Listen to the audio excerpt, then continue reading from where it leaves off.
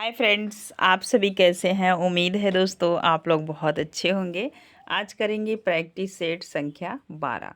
आप सभी देख पा रहे होंगे अब तक के प्रश्नोत्तरी में हमने 111 नंबर के प्रश्न की प्लेलिस्ट बना दिया। ये भी हम प्रैक्टिस सेट को तुरंत ही प्लेलिस्ट में बना देंगे। आप देख पाएंगे 125 प्रश्नों की प्रश्नोत्तरी में हम लगभग आप गुणा कर देंगे तो 1500 प्रश्न आ गए हैं। कितने प्रश्न? तो 1500 प्रश्न हमारे हो चुके हैं। तो आप प्रैक्टिस कीजिए और जहाँ भी आपको समझ में आए, जो प्रश्न ना आए उसे आप नोट डाउन कीजिएगा। आइए, आज का पहला प्रश्न आपके स्क्रीन पे है। हम पहला प्रश्न देखेंगे, ध्यान दीजिएगा। यह प्रश्नोत्तरी 125 प्रश्नों की है। आप याद रखेंगे टीजीटी स्पेशल है, बाकी हिंदी की कोई भी विद्यार्थी देख सकता है। आइए, पहला प्रश्न है, बिहारी सतसई पर किसका प्रभाव नहीं है। नकारात्मक दृष्टि से प्रश्न शुरू हो रहा है, आप ध्यान देंगे। ए नंबर गाहा सतसई, बी आर्या सतसई, सी अमरूक सतसई, डी चिंतामणि सतसई। तो पूछ रहा है किसका प्रभाव नहीं है। प्रश्न में एक नंबर में आप याद रखेंगे तो किसका प्रभाव नहीं है, तो चिंतामणि सतसई का प्रभाव नहीं है। आइए, आज का दूसरा प्रश्न जो आपके स्क्रीन पे है, मतीराम की रचना नहीं है। ठीक है, तो ये देखेंगे साहित्य। पहला देखेंगे अलंकार पंचाशिका, फूल मंजरी, साहित्य सार, काव्य निर्णय। तो काव्य निर्णय आपसे पूछा जा रहा है, तो यहाँ पे आप देखेंगे कि दूसरा जो है कि डी काव्य निर्णय बिहारी इनका नहीं है, मतीराम का नहीं है, याद रखेंगे। नेक्स्ट प्रश्न है, मतीराम किस प्रकार के कवि थे। रीति सिद्ध, रीतिबद्ध, रीति मुक्त, रीति लक्ष्य। तीसरा प्रश्न है जो आपकी स्क्रीन पे है, तो मतीराम किस प्रकार के कवि थे, तो यह रीतिबद्ध कवि थे। कैसे कवि थे, तो रीतिबद्ध कवि थे। आगे देखेंगे, नेक्स्ट प्रश्न है, चौथे नंबर का प्रश्न है, मतीराम की विशेषता नहीं है। मतीराम रीतिबद्ध कवि, बी मतीराम की भाषा साहित्यिक है, सी मतीराम जटाशंकर के भाई हैं, डी मतीराम रीतिकाल के राष्ट्रीय कवि हैं। 4 नंबर के प्रश्न में आप याद रखेंगे, आपसे पूछ रहा है मतीराम की विशेषता नहीं है, तो मतीराम रीतिकाल के राष्ट्रीय कवि हैं, यह गलत है ना। नेक्स्ट प्रश्न है, भूषण की रचना नहीं है। भाषा भूषण, शिवराज भूषण, शिवा बावनी, छत्रसाल दशक। 5 नंबर में याद रखेंगे, तो भाषा भूषण जो है इनकी रचना नहीं है। अब ये प्रश्न आपसे बन सकता है कि भाषा भूषण किसकी रचना है, तो यह श्रीधर की रचना है। किसकी रचना है, तो श्रीधर की रचना है, याद रखिएगा।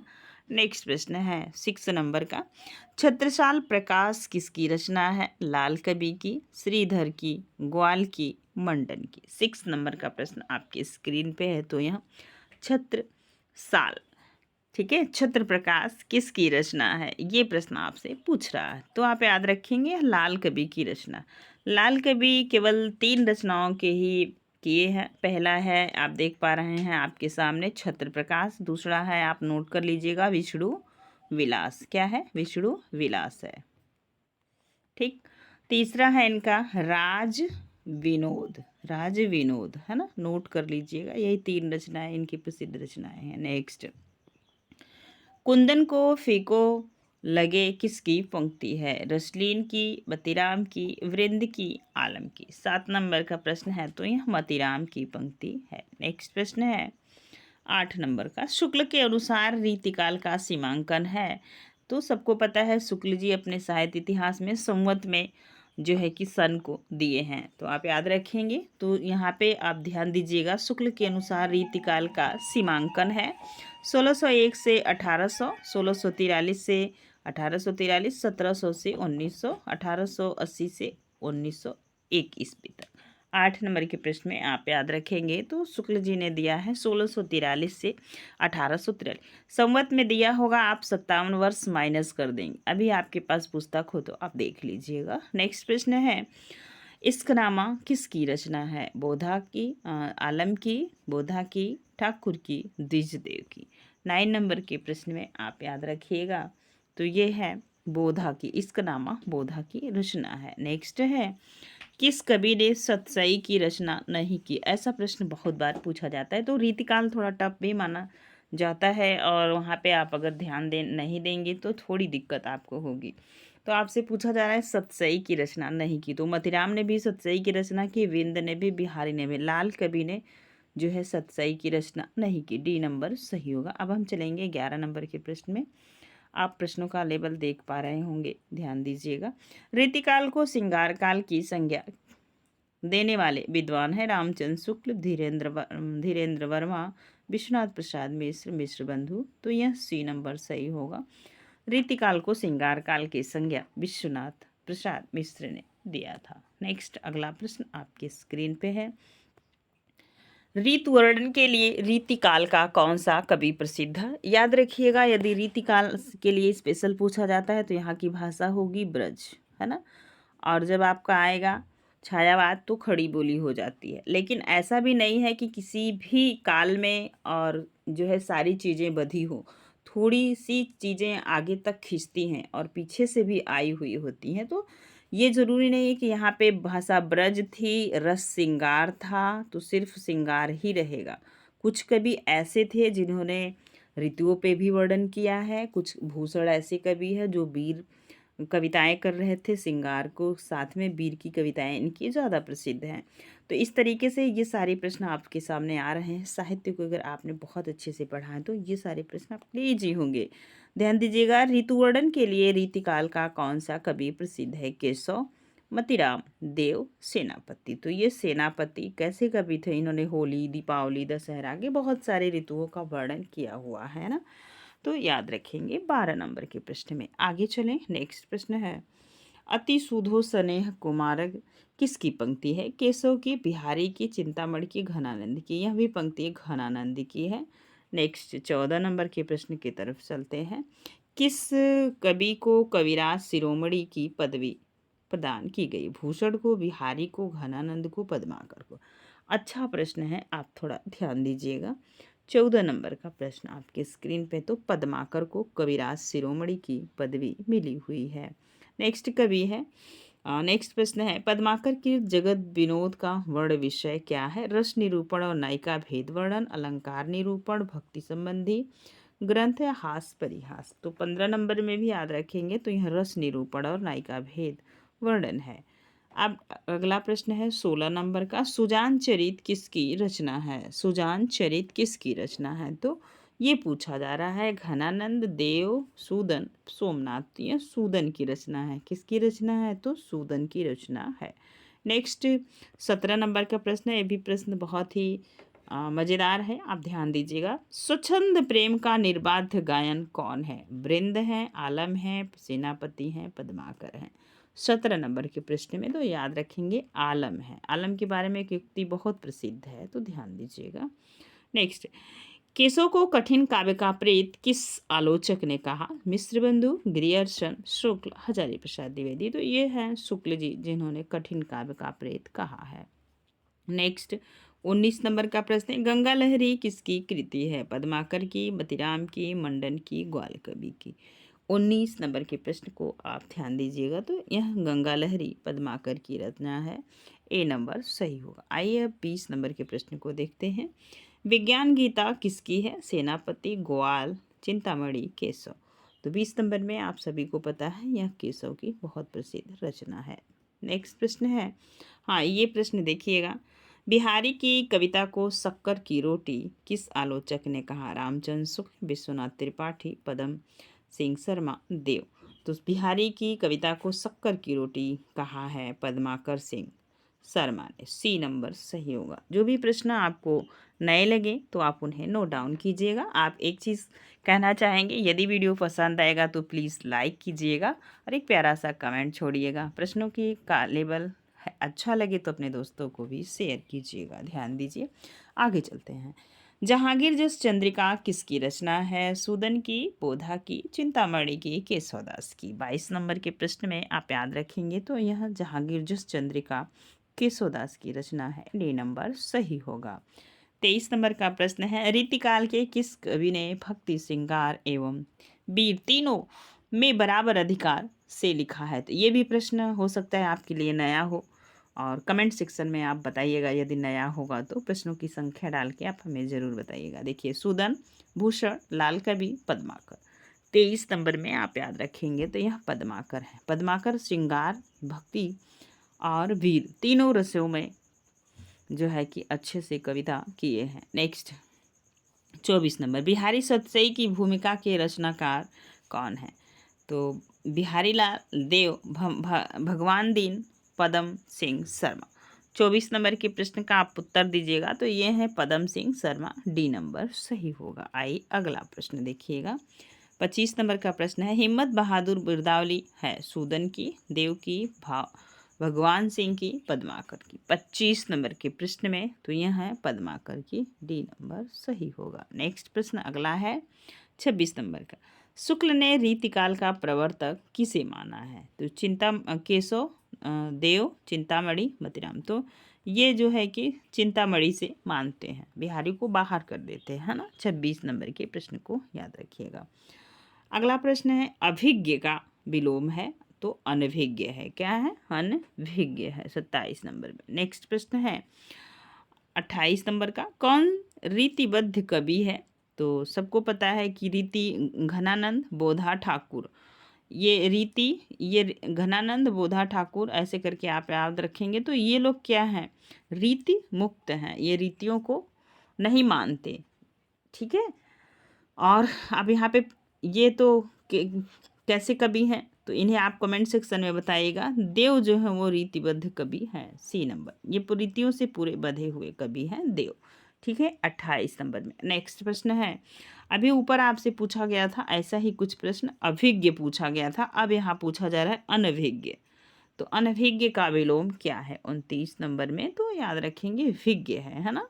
शोषक का विलोम क्या है? मतलब शोषित करने वाला, शोषक। तो इसका होगा पोषक, है ना। 30 नंबर में बी। आइए आगे चलते हैं, इजी प्रश्न है, वहाँ पे समय नहीं गंवाएंगे। जानने की इच्छा रखने वाले के लिए एक शब्द है, विज्ञ, ज्ञानी, जिज्ञासु, ऋषि। तो क्या होगा? जिज्ञासु, मतलब जानने की इच्छा, ठीक है। नेक्स्ट प्रश्न चलेंगे 32 नंबर पे। प्रश्नों का ध्यान दीजिए। 32 नंबर का प्रश्न है, आँख का किरकिरी होना अर्थ है अप्रिय लगना, धोखा देना, कष्टदायक होना, बहुत प्रिय होना। तो अप्रिय लगना मतलब कहते हैं ना हम, आप मुझे किरकिरी की तरह दिख रहे हो, अप्रिय लग रहे हो। उपाय वही सफल और श्रेष्ठ है जिसका लोहा विरोधी को भी मानना पड़े। के लिए सही लोकोक्ति है, आधा तीतर आधा बटेर, नमस्कार, चमत्कार को नमस्कार, जादू वहीं जो सिर चढ़कर बोले, और या कोई नहीं। तो ये आपका 33 नंबर के प्रश्न का आप ध्यान रखें, तो ये है जादू वहीं जो सिर चढ़कर बोले। नेक्स्ट 34 नंबर का प्रश्न है, कौन सा नाम रीतिकाल का नहीं है ना। ये अलंकृत काल, श्रृंगार काल, पूर्व मध्य काल, ये सब तो नाम शुक्ल जी ने पूर्व मध्य काल दिया, श्रृंगार काल किसी ने कहा तो किसी ने जो है कि अलंकृत काल कहा। तो 34 नंबर के प्रश्न को आप याद रखेंगे तो पूछा जा रहा है उत्तर मध्यकाल या पूर्व मध्यकाल। आप तो ये दोनों तो हैं, आपको पता है, लेकिन पूछा जा रहा है कौन सा नाम रीतिकाल का नहीं है 34 नंबर में। तो ये पूर्व मध्यकाल नहीं है ना, उत्तर मध्यकाल है, ठीक। नेक्स्ट प्रश्न है, अगला प्रश्न है, सुमेलित कीजिए। अब ये देख रहे हैं काव्य निर्णय किसका है, तो और पद्माभरण किसका है, और शिवराज भूषण किसका है, रस रहस किसका है। 35 नंबर के प्रश्न को आप थोड़ा सा ध्यान दीजिएगा, ध्यान दीजिए, देखिएगा। जो है कि ये काव्य निर्णय कुलपति मिश्र की रचना है, किसकी है? तो कुलपति मिश्र की। 1 मिनट ध्यान देंगे, पूरा प्रश्न पहले फ्रंट पे लाइए, ध्यान दीजिएगा। शिवराज भूषण किसका है? तो 1 में हो जाएगा दूसरा, क्या होगा? 1 में दूसरा, है ना। तो 35 नंबर में आप याद रखेंगे। हाँ ध्यान दीजिए, आप पूछा जा रहा है रस रहस किसका है, तो रस रहस है कुलपति मिश्र का, डी नंबर सही होगा। आप देखिएगा, आप पद्माभरण किसका है, तो यह पद्माकर का है ना। आप पूछा जा रहा है शिवराज भूषण किसका है, तो यह भूषण का है, बी नंबर, क्या होगा? B number. तो बताइए ए नंबर सही होगा, ए सही होगा, है ना। तो याद रखेंगे। नेक्स्ट आगे चलें, जो भी आपको रचना नई लगे आप अपनी डायरी में नोट कर लीजिएगा। व्यंग्यार्थ कौमुदी के रचनाकार का नाम बताइए। तो व्यंग्यार्थ कौमुदी, कौमुदी करके ये बहुत बार पूछी जाती है। कौमुदी करके कई लोगों की रचना है। एक तो इधर आदिकाल में भी है और आप आगे आएंगे तो भक्ति काल में है, फिर आधुनिक काल में भी कौमुदी करके रचना, कई रचनाएं हैं। आप इन्हें एक जगह करके नोट कर लीजिएगा, है ना। 36 नंबर के प्रश्न में तो यह व्यंग्यार्थ कौमुदी के रचनाकार हैं गिरिधरदास दूल्ह और प्रताप शाही और ये रघुनाथ। तो ये सी नंबर सही होगा, या प्रताप शाही की रचना है। नेक्स्ट प्रश्न है कौन सा कवि इटावा का रहने वाला है। तो 37 नंबर के प्रश्न को आप बताइएगा। तो घनानंद बिहारी देव चिंतामणि, है ना। तो 37 नंबर में आप बताएंगे कौन सा कवि है। तो देव हैं, कहाँ के हैं, इटावा के रहने वाले। बनन में बागन में बगरो बसंत पंक्ति किसकी है। ग्वाल कवि की, देव की, भिखारीदास की, पद्माकर की। तो ये है 38 नंबर का प्रश्न जो आपके स्क्रीन पे है। तो यह पद्माकर की रचना है, ठीक है, डी नंबर सही होगा। अब चलिए 39 नंबर के प्रश्न को ध्यान से देखिएगा। पृथ्वी सिंह किस कवि का वास्तविक नाम है ना, आपके लिए नया प्रश्न।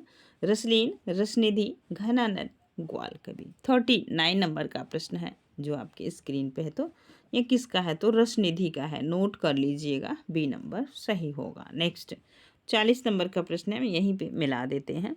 यहाँ पे बताया जा रहा है कि कौन से कवि हैं और उनकी नायिका है उसकी रचना की। तो ये प्रश्न जैसे आप नायिका से मतलब नायक और नायिका से लीजिएगा। जैसे तुलसीदास हैं तो इनकी पत्नी का नाम क्या था, रत्नावली, है ना। घनानंद के पत्नी का क्या मतलब प्रेमिका का नाम था सुजान। अब 40 नंबर के प्रश्न में आप याद रखेंगे, क्या रखेंगे याद, कि हम स्क्रीन पे ही पूरा ला देते हैं ताकि आप मिला पाएँ प्रश्न को, ध्यान दीजिएगा। हाँ, ऐसे करके ये है 40 नंबर का प्रश्न। तो तुलसीदास की पत्नी का नाम रत्नावली था, घनानंद सुजान था, क्या था, तो सी में, सी का दूसरा देख रहे हैं और डी का तीसरा, डी में तीसरा भी है, यहाँ पे देख रहे हैं दो में है, तो ये दो आपका कट जाएगा। अब यहाँ पे मिलाइएगा, आप याद रखिएगा तुलसीदास की रत्नावली मतलब डी में तीसरा दो जगह है, और है सी में पहला, ये भी दो जगह है ना। अब प्रॉब्लम थोड़ा बढ़ रहा है 40 नंबर में, याद रखेंगे। तो यहाँ पे आप देखेंगे तो ये बोधा, बोधा क्या क्या नाम है, तो शुभान है, क्या है, बोधा का शुभान। ये मतलब आप बी में चौथा। अब देखेंगे ए में आलम का ये शेख रंगरेजिन। तो ये रहा। अब ऐसे करके आप नोट कर लीजिएगा अपने डायरी में, ए नंबर सही होगा। नेक्स्ट प्रश्न है, देखिए बिरह बारिश नामक ग्रंथ किसके विरह में लिखा गया है। तो विरह बारिश किसका है, तो सबसे पहले आप ये जानिएगा। इसके बाद अब आपसे प्रश्न पूछा जा रहा है कि किसके विरह में लिखा गया, तो सुभान के विरह में लिखा गया है, बी नंबर सही होगा, ठीक है। 41 नंबर में अब चलेंगे नेक्स्ट। रस रहस्य के रचयिता हैं तो सोमनाथ, चिंतामणि, निवाज, कुलपति मिश्र। 42 नंबर के प्रश्न को आप याद रखेंगे तो यह कुलपति मिश्र, डी नंबर सही होगा, ठीक है। आगे ध्यान दीजिए। आनंदे रघुनंदन नाटक के रचयिता हैं प्राणचंद चौहान, विश्वनाथ सिंह, सबल सिंह, पद्माकर। 43 नंबर के प्रश्न को आप याद रखेंगे तो यह है विश्वनाथ सिंह की रचना, किसकी है, विश्वनाथ सिंह की, बी नंबर। आनंदे रघुनंदन का जो प्रकाशन हुआ था 1830 ईस्वी में हुआ था। कब हुआ था, तो 1830 ईस्वी में। नेक्स्ट अगले प्रश्न की तरफ चलेंगे। रसराज के रचयिता हैं भूषण देव मतीराम बिहारी। 44 नंबर के प्रश्न का आप फटाफट उत्तर दीजिए। तो ये है मतीराम। रसराज किसका है, तो मतीराम का है, किसका है, मतीराम का। आगे चलें, नेक्स्ट प्रश्न है, अनूप शहर का रहने वाला कवि कौन है। देव, घनानंद, सेनापति, पद्माकर। देख रहे हैं कैसे कैसे प्रश्न है, प्रश्नों का स्तर आप देखिए। अगर वीडियो पसंद आएगा तो प्लीज़ लाइक ज़रूर कीजिएगा, है ना, ध्यान दीजिए। 45 नंबर के प्रश्न में तो आप रखेंगे अनूप शहर के रहने वाले थे सेनापति। कौन थे, सेनापति। अब चलें अगले प्रश्न पे। 46 नंबर का प्रश्न आपकी स्क्रीन पे है। सैयद गुलाम नबी इनमें से किसका नाम है, तो आलम का, रसलीन का, वृंद का, शेख नबी का। 46 नंबर के प्रश्न का आप उत्तर दीजिएगा तो यह रसलीन का नाम है, ठीक है। अगला प्रश्न देखिएगा। असत्य कथन छांटना है, कवित्त रत्नाकर सेनापति की कृति है, ललित ललाम मतिराम की कृति है, व्यंग्यार्थ कौमुदी भूषण की रचना है, सुजान चरित सूदन की रचना है। 47 नंबर में आप याद रखेंगे। तो यह जो है व्यंग्यार्थ कौमुदी भूषण की नहीं है, व्यंग्यार्थ कौमुदी अभी आपने ऊपर देखा था, ठीक है। सी नंबर सही होगा। भूषण को कवि भूषण की उपाधि किसने दी थी? शिवाजी, छत्रसाल, लक्ष्मण सिंह, राजा सोलंकी, राजा रुद्र, है ना। डी नंबर सही होगा। आगे चलेंगे। 49 नंबर का प्रश्न है, देव ने किस ग्रंथ में रात दिन के भोग विलास की दिनचर्या का वर्णन किया है? अष्टयाम, सुख सागर तरंग, प्रेम दीपिका, रसानंद लहर। 49 नंबर के प्रश्न में आप याद रखेंगे तो अष्टयाम है जिसमें 8 पहर का वर्णन है, ठीक है। अगला प्रश्न ध्यान दीजिएगा, प्रश्न को देख लीजिए, हम चलेंगे आगे देखेंगे। आचार्य शुक्ल ने मम्मट के काव्य प्रकाश का छायानुवाद इनमें से कौन सा ग्रंथ माना है? 50 नंबर की प्रश्न को आप याद रखिएगा। आप चलते हैं ऑप्शन देखने का कार्य करते हैं, ठीक है।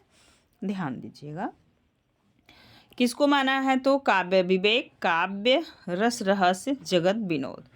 तो 50 नंबर में याद रखिएगा तो माने हैं रस रहस्य को। सी नंबर सही होगा। अगला प्रश्न है, आप याद रखेंगे, शेख रंगरेजिन ने किस प्रसिद्ध रीति कालीन कवि से विवाह किया था? यकूब, शेख, रसखान, आलम। अच्छा प्रश्न है ना। 51 नंबर का, तो आलम से ब्याह किया था। डी नंबर सही होगा, ठीक। नेक्स्ट प्रश्न है 52 नंबर का, सूरजमल की वीरता का वर्णन किस ग्रंथ में किया गया है? सूरजमल, तो सुजान चरित, सुजान सागर, छत्र प्रकाश, कोई नहीं। 52 नंबर के प्रश्न में याद रखेंगे तो सुजान चरित। नेक्स्ट प्रश्न है, रीतिकाल में राष्ट्रीयता की भावना जगाने वाला कवि कौन था? बिहारी, भूषण, सूदन, पद्माकर। रीतिकाल में राष्ट्रीयता की भावना जगाने वाला कवि कौन था? तो ये थे जो है कि भूषण, है ना। बार बार ये पूछे जाते हैं एग्जाम में। 54 नंबर का प्रश्न है, कौन सा ग्रंथ वीर रसात्मक नहीं है? शिवा बावनी, छत्रसाल दशक, सुजान चरित, जगत विनोद। तो जगत विनोद किसकी रचना है? ये अगर आपको पता होगा तो आप बहुत अच्छे से जान पाएंगे।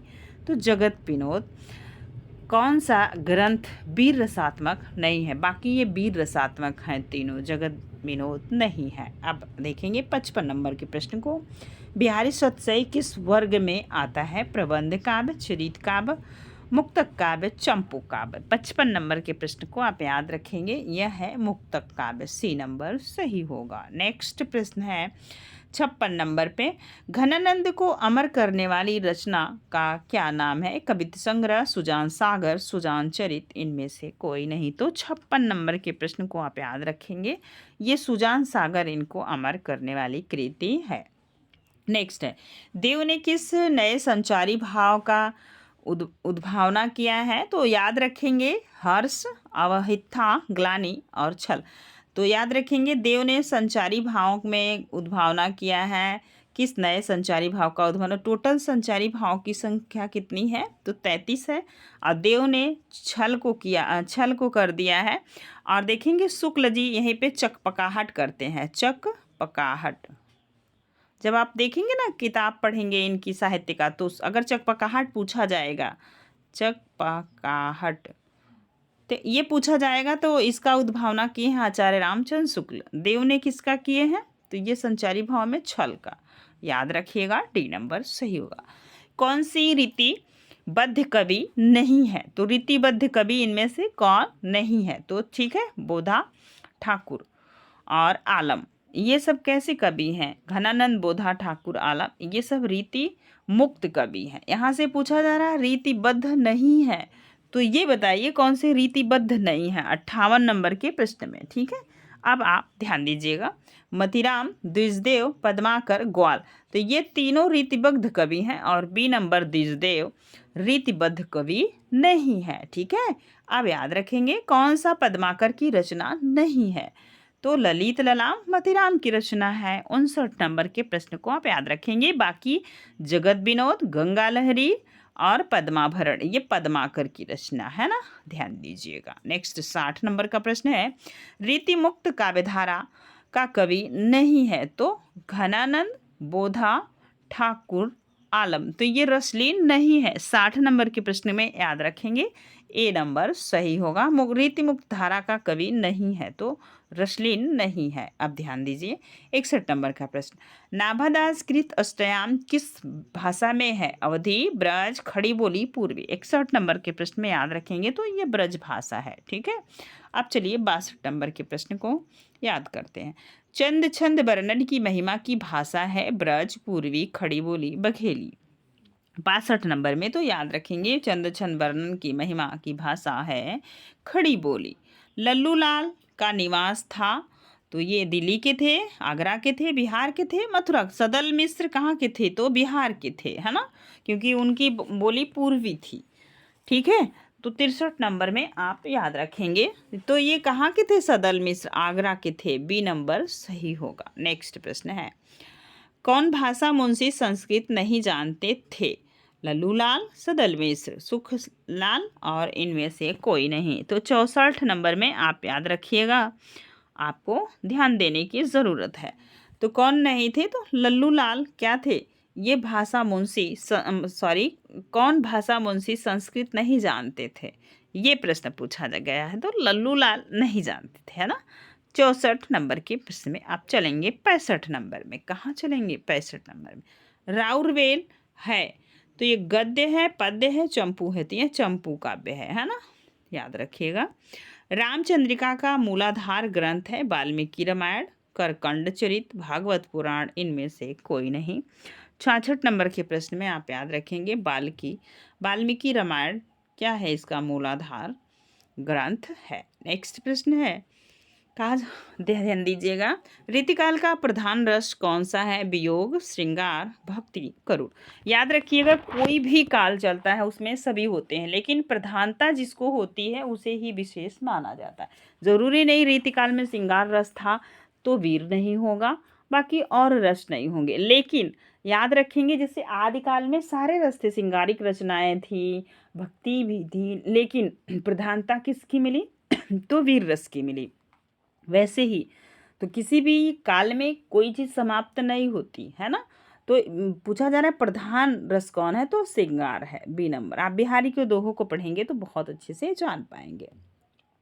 68 नंबर का प्रश्न है, आचार्य शुक्ल ने किस कवि को अलंकारवादी माना है? केशव, बिहारी, देव, घनानंद। पढ़ते ही प्रश्न आप बहुत अच्छे से समझ गए होंगे, तो यह है केशवदास जी, है ना। नेक्स्ट, अलंकारवादी आचार्य। 69 नंबर का प्रश्न है, रीतिकाल का अंतिम कवि है? ये शुक्ल के अनुसार प्रश्न पूछा जा रहा है। रीतिकाल का अंतिम कवि तो भिखारी हैं, देव हैं, पद्माकर हैं, बिहारी हैं। शुक्ल जी के इतिहास ग्रंथ पढ़ेंगे, सारी चीज़ें आपको समझ में आ जाएंगी। सी नंबर सही होगा, पद्माकर अंतिम कवि हैं। नेक्स्ट 70 नंबर का है, रीतिकाल के अंतिम आचार्य। अब यहाँ पे आपसे आचार्य पूछा जा रहा है ना। पद्माकर, केशव, भिखारीदास, रसलीन। 70 नंबर के प्रश्न में आप याद रखेंगे तो अंतिम आचार्य भी भिखारीदास है ना। आगे चलिए। नेक्स्ट 71 नंबर का प्रश्न है, या अनुरागी चित्त की गति समझो नहीं कोई में अलंकार है? 71 नंबर में, तो ध्यान दीजिएगा। तो यह है विरोधाभास। क्या है? विरोधाभास अलंकार है 71 नंबर में। आप चलेंगे 72 नंबर में। नयन नचाए फिर नयन नचाए कहीं मुस्काए, लला फिर आई हो खेलन हो रही है ना। 72 नंबर की ऐसे ही पंक्ति है। तो ये पंक्ति पूछी जा रही किसकी? देव की, बिहारी की, बतमाकर की, घनानंद की, पद्माकर की पंक्ति है। ठीक। नेक्स्ट अगला प्रश्न है, सुजान सागर कैसा काव्य है? प्रबंध काव्य, मुक्तक काव्य, नाटक, इनमें से कोई नहीं, है ना। 73 नंबर के प्रश्न को आप याद रखेंगे तो यह मुक्तक काव्य है। बी नंबर सही होगा। नेक्स्ट आप चलेंगे 73 नंबर के प्रश्न की तरफ, ध्यान दीजिएगा। 74 नंबर, 73 नंबर हो गया। सुजान विलास कैसा काव्य है? प्रबंध काव्य, मुक्तक काव्य, नाटक, इनमें से कोई नहीं। तो ये तो होगा नहीं, इनमें से कोई नहीं, तो याद रखिएगा सुजान विलास है प्रबंध काव्य। ए नंबर सही होगा। अब नेक्स्ट अगला प्रश्न है, सुजान विनोद है। सुजान विनोद क्या है? प्रबंध, मुक्तक, नाटक, इनमें से कोई नहीं। तो 75 नंबर के प्रश्न में आप याद रखेंगे सुजान विनोद भी कैसी ग्रंथ है? तो मुक्तक काव्य है। ठीक है। और आगे चलेंगे, श्रृंगार लतिका ग्रंथ है केशव की, मतीराम की, द्विजदेव की, वृंद की। 76 नंबर के प्रश्न को आप याद रखेंगे। तो यह श्रृंगार लतिका किसकी रचना है? तो द्विजदेव की रचना है। किसकी है? द्विजदेव की रचना है ना। आगे चलेंगे। नेक्स्ट प्रश्न है 77 नंबर का।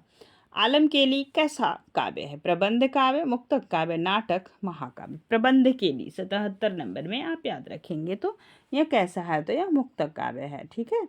नेक्स्ट अगला प्रश्न है, बोधा का मूल नाम है तो बुद्धिसेन, ए नंबर सही होगा। अगला प्रश्न है, ध्यान दीजिएगा, 79 नंबर का प्रश्न है, घनानंद ग्रंथावली के संपादक हैं। घनानंद ग्रंथावली के संपादक हैं, ये प्रश्न पूछा जा रहा है। विश्वनाथ त्रिपाठी, विश्वनाथ प्रसाद मिश्र, रामचंद्र शुक्ल, हठी जी।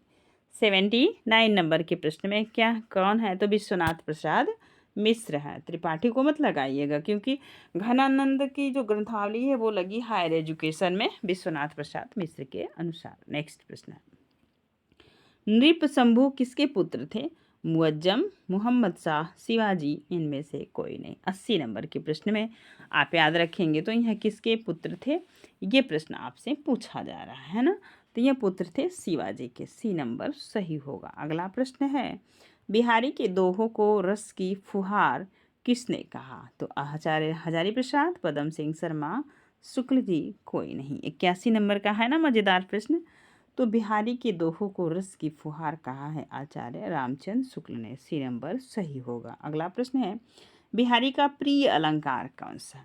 जब आप बहुत ध्यान देंगे ना तो ये जो है, वैसे तो कई अलंकार में इनका उत्प्रेक्षा में भी इनका उदाहरण दिया जाता है, लेकिन प्रिय अलंकार पूछा जा रहा है ना 82 नंबर के प्रश्न में। तो ये प्रश्न आप थोड़ा सा याद रखिएगा, जब आप जो है कि देखेंगे तो ये कहीं कहीं रूपक भी दिया है और कहीं कहीं अनुप्रास भी दिया है, तो यहाँ पे हम रूपक को मानेंगे, है ना। ठीक, आगे चलें। नेक्स्ट प्रश्न है, अच्छा प्रश्न है, कली 25वीं में किसका वर्णन है? कलयुग का, जय सिंह का, प्रताप सिंह का, कोई नहीं।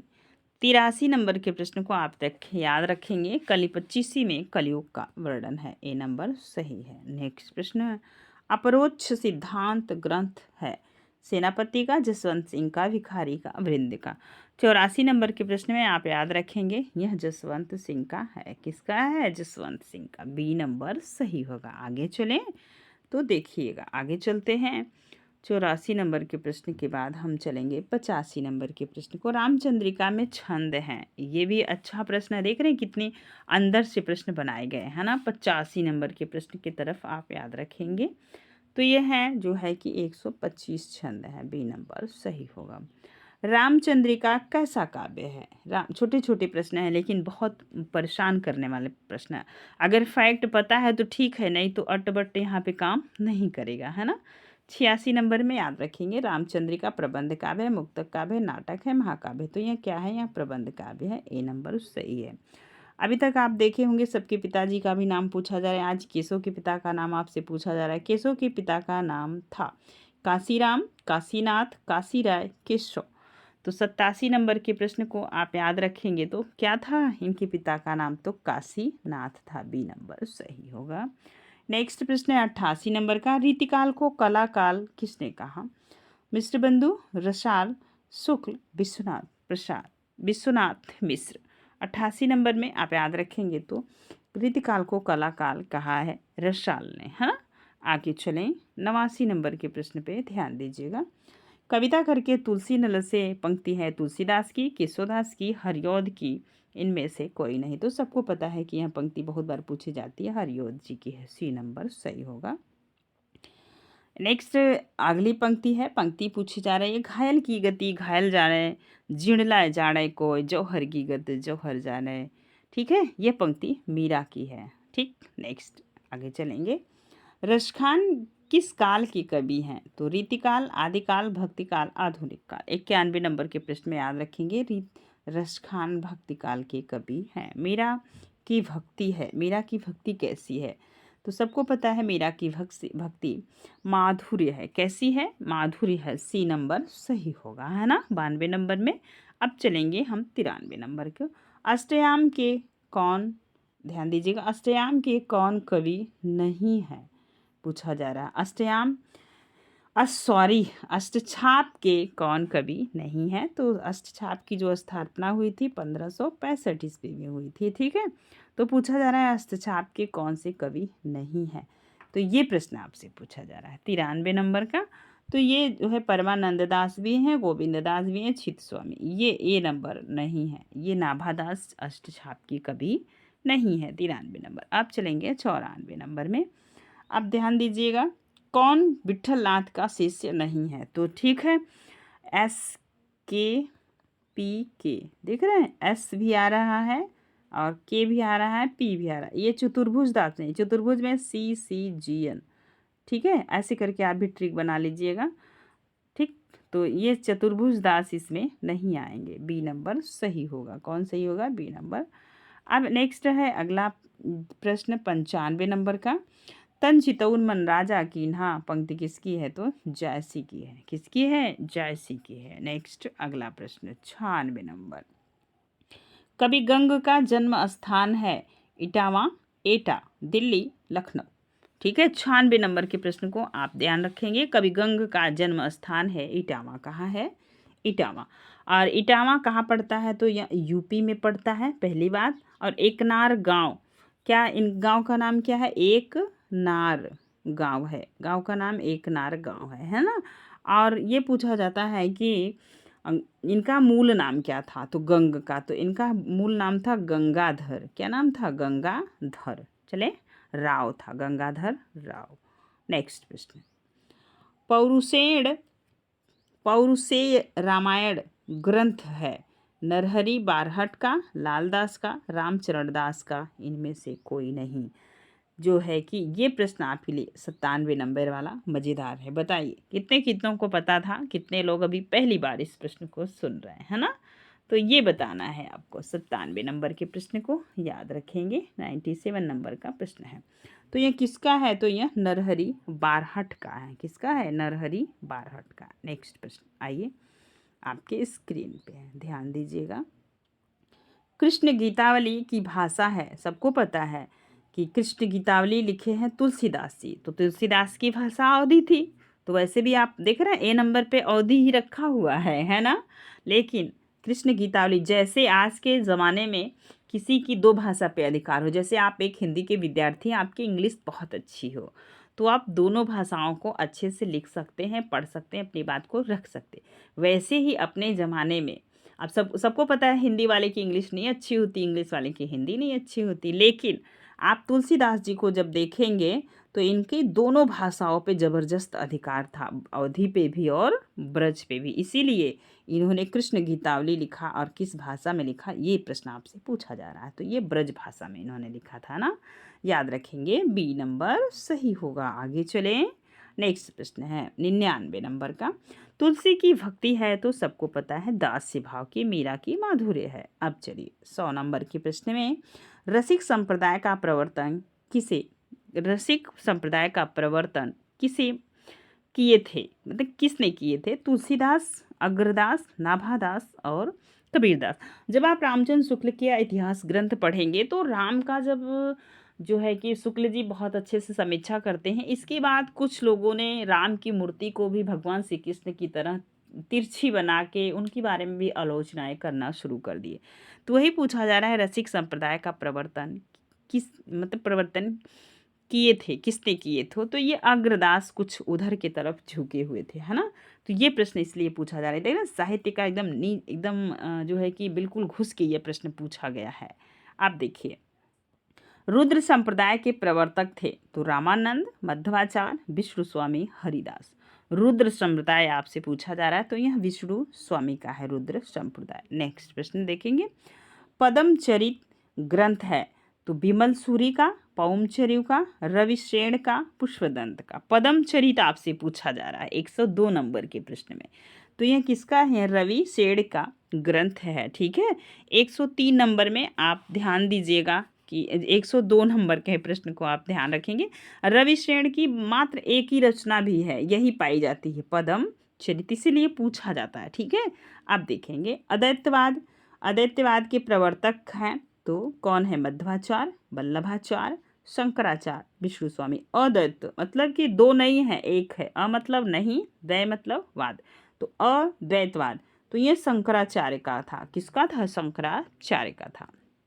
104 नंबर के प्रश्न में देखेंगे, ज्ञानदीप किस भाषा में रचित है? ब्रज भाषा, अवधी भाषा, खड़ी बोली, कोई नहीं। 104 नंबर के प्रश्न, अच्छा प्रश्न है ना, तो इसको भी आप थोड़ा सा ध्यान दीजिएगा।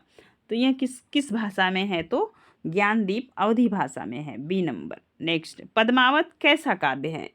तो ठीक है, पद्मावत कैसा काव्य है? कोई कोई कहता है महाकाव्य है, लेकिन साहित्य जब आप देखेंगे तो यह एक प्रबंध काव्य है ना। एक बार ये और भी जो है कि पिछले प्रैक्टिस सेट में आया था, तो कई बच्चे कमेंट करके बोले थे कि पद्मावत महाकाव्य है ना। तो याद रखिएगा, पद्मावत एक प्रबंध काव्य है। कैसा काव्य है? प्रबंध काव्य है। ठीक है, आगे चलें। याद रखिए, ज्ञान बोध के रचनाकार हैं तो सुंदरदास, मलूकदास, दादू, कोई नहीं। 106 नंबर के प्रश्न में तो याद करेंगे, यह मलूकदास की रचना है, बी नंबर सही होगा। अब ध्यान दीजिए, 107 नंबर का प्रश्न है, रेवंत गिरी राय रास ग्रंथ है, सिद्धों का, जैनों का, नाथों का, कोई नहीं। तो यह जैनों का है। ठीक है, ध्यान दीजिएगा 107 नंबर के प्रश्न में। अब 108 नंबर का प्रश्न है और कई बार यह पूछा जाता है, दब्ब सहाव पयास किस भाषा में है? तो अपभ्रंश, राजस्थानी, खड़ी बोली, अवधी। तो यह अपभ्रंश में है, ए नंबर सही होगा, है ना। आगे चले, नेक्स्ट प्रश्न है, ध्यान दीजिए, जयचंद्र प्रकाश ग्रंथ है, मधुकर का, भट्ट केदार का, जगनिक का, विद्यापति का। तो 109 नंबर के प्रश्न में याद रखेंगे, भट्ट केदार की रचना है। आगे चले, जसहर चर्यु ग्रंथ है, जसहर चर्यु स्वयंभू का, पुष्पदंत का, राम सिंह का, जो हिंदू का। 110 नंबर में याद रखिएगा, यह किसका है? तो यह पुष्पदंत का है। किसका है? पुष्पदंत का है, जसहर चर्यु। आगे चलें, 111 नंबर के प्रश्न की तरफ चलते हैं। याद रखेंगे, आदिकाल को सिद्ध सामंत काल किसने कहा? हजारी प्रसाद, रामचंद्र शुक्ल, मोहन अवस्थी, मिश्र बंधु। तो किसने कहा है सिद्ध सामंत काल? क्योंकि सिद्धों पे रिसर्च यही किए थे राहुल सांकृत्यायन ही। ऐसे भी कॉमन सेंस लगा के कुछ प्रश्नों को आप हल कर सकते हैं। देखिए, ध्यान दीजिए, 112 नंबर का प्रश्न है, भाषा और समाज ग्रंथ है, हरिओद की, भोलानाथ तिवारी की, रामविलास शर्मा की, वियोगी हरि की। 112 नंबर में तो यह है रामविलास शर्मा की। नेक्स्ट प्रश्न, आगे चलते हैं। देखिए, स्क्रैच ऑफ हिंदी लिटरेचर ग्रंथ है, EFK की, ए ग्रिब्ज की, बी गिल्स की और डी कोई नहीं। 113 नंबर में तो यह ए ग्रिब्ज की रचना है, जब आप साहित्य पढ़ेंगे तो वहाँ पे देख पाएंगे, है ना। नेक्स्ट है, हिंदी साहित्य का बृहत्तम इतिहास कितने खंडों में? तो 16 खंडों में है, बी नंबर सही होगा। साहित्य का इतिहास दर्थन ग्रंथ है, नामवर सिंह, नलिन बिलोचन शर्मा, श्याम सुंदर दास, कोई नहीं। 115 नंबर में याद रखेंगे, नलिन बिलोचन शर्मा, बी नंबर सही होगा। आइए अगले प्रश्न की तरफ चलते हैं। हिंदी का गद्य साहित्य ग्रंथ है, प्रभुदयाल मित्तल का, गुलाब राय का, रामचंद्र तिवारी का। सबके पास होगा, ठीक है, सी नंबर सही होगा। रामचंद्र तिवारी की हिंदी का गद्य साहित्य, बड़ी मोटी पुस्तक है और मज़ेदार है, बहुत चीज़ आप सीख पाएंगे। समय मिले तो ज़रूर पढ़िए, है ना। चलिए ध्यान दीजिए, अब प्रश्न है 117 नंबर का, आधुनिक हिंदी साहित्य ग्रंथ है तो किसका है? तो ये भी ग्रंथ विद्यार्थी के बीच बहुत प्रचलित है। तो ये किसकी है? तो बच्चन सिंह की, आधुनिक। ठीक है, आगे देखेंगे 118 नंबर का, आधुनिक साहित्य की प्रवृत्तियां हैं, नामवर सिंह, नगेंद्र शुक्ल, रामचंद्र तिवारी। 118 नंबर के प्रश्न में अच्छा प्रश्न है, तो यह है नामवर सिंह का, ए नंबर सही होगा। आइए नेक्स्ट प्रश्न पे चलते हैं, है ना। शिव सिंह सरोज कब लिखा गया है? तो 1888, 1889, 1883, 1881। 119 नंबर के प्रश्न को आप ध्यान देंगे तो ये 1883 ईस्वी, कई बार पूछा गया प्रश्न है। अब अगला प्रश्न है, मिश्र बंधु विनोद कितने भाग में है ना। तो यह बताइए, 4 भागों में, सी नंबर। ठीक, आगे चलेंगे 120 नंबर में। अब देखिए अगला प्रश्न है, हिंदी काव्यधारा लिखा गया है शुक्ल द्वारा, राहुल संकीर्तन द्वारा, हजारी द्वारा, कोई नहीं। तो यह राहुल द्वारा लिखा गया है, हिंदी काव्य धारा। 121 नंबर के प्रश्न में बी आंसर होगा। अच्छा प्रश्न है, इजी प्रश्न है, जल्दी जल्दी करेंगे। सिद्धों की संख्या कितनी है? 84। नाथों की संख्या कितनी है? तो 9। नाथ 9 है, सिद्ध कितने? 84 है, याद रखिएगा। अब फिर प्रश्न पूछा जाए, देख रहे हैं कैसे प्रश्नों का कलेक्शन हमने किया हुआ है। अलवारों की संख्या कितनी है? तो 12। सिद्ध कितने थे? 84। नाथ कितने? 9। अलवार कितने? 12। एक जगह नोट कर लीजिए, एग्जाम समय में आप दोहरा लीजिएगा। हिंदी के प्रथम कवि कौन है? तो देवसेन, सरहपा और सबरपा, लुइपा। तो बताइए, तो ये बी नंबर हिंदी के प्रथम कवि हैं सरहपा। आज के रहे ये 125 प्रश्न आपको कैसे लगे? अगर थोड़ा-सा भी आपकी परीक्षा में इन सब प्रश्नों से थोड़ी भी आपकी सहयोग होगी तो मैं अपने आप को धन्य समझूँगी। आज के लिए बस इतना ही, फिर मिलेंगे नेक्स्ट वीडियो में। वीडियो पसंद आएगा तो प्लीज़ लाइक कीजिएगा। 44 मिनट में हमने आपको 125 प्रश्न करवा दिया, है ना? तो ध्यान दीजिएगा। तो अगर पसंद आएगा तो लाइक कीजिएगा, और चैनल पे नए हों तो आपसे हाथ जोड़ के निवेदन है कि चैनल को सब्सक्राइब कर लीजिएगा। धन्यवाद दोस्तों। Thank you so much. जय हिंदी, जय हिंद।